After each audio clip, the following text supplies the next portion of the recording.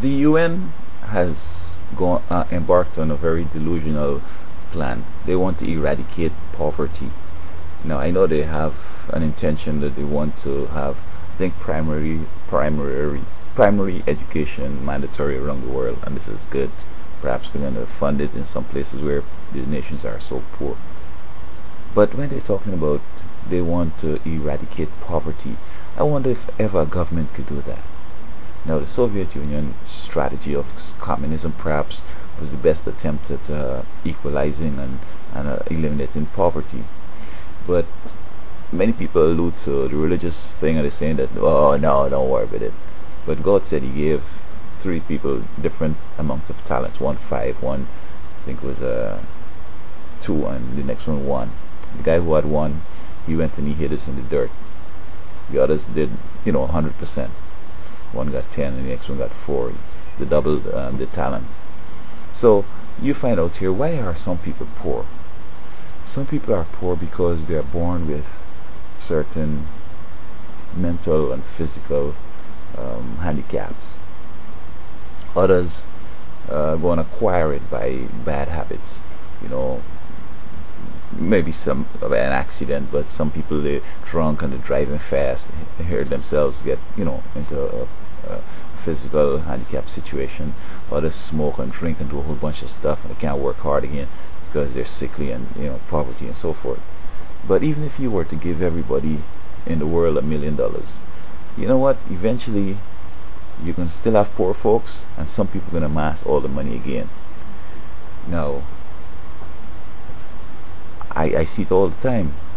People out on the streets. In fact, Martin Luther said that people buy the things that they want and beg for the things that they need. Individuals will get involved in habits that are very expensive, but they don't seem to think down the road, or it might be looking simple, but it might be a complex reason why they're getting involved in it. But you're going to start into drug addiction, and then going to consume you, and every cent you get, you have to spend it out. You have to steal, go to jail.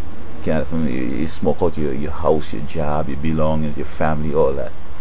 So I don't know how they're going to accomplish this. They're just creating some problems, taking away from the rich and giving to the poor. I think if they allow, there are many people who are poor that could do a little better if the societies weren't unjust. But the thing that you could eradicate poverty is very speculative and very delusional, and you wonder if these folks really are qualified to run world organizations like this, because while it sounds good, it's just pie in the sky. Some people also like to be poor.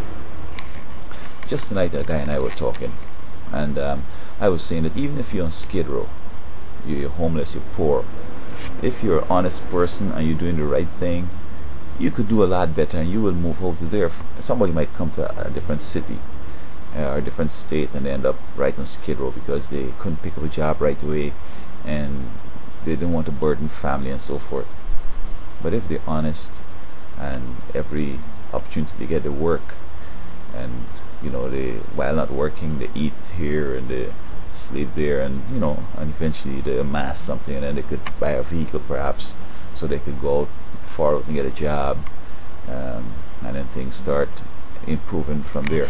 So there's the limit that we have. Some people could move up, but then some others, they're so out of it through birth, or they've harmed themselves that it's almost impossible.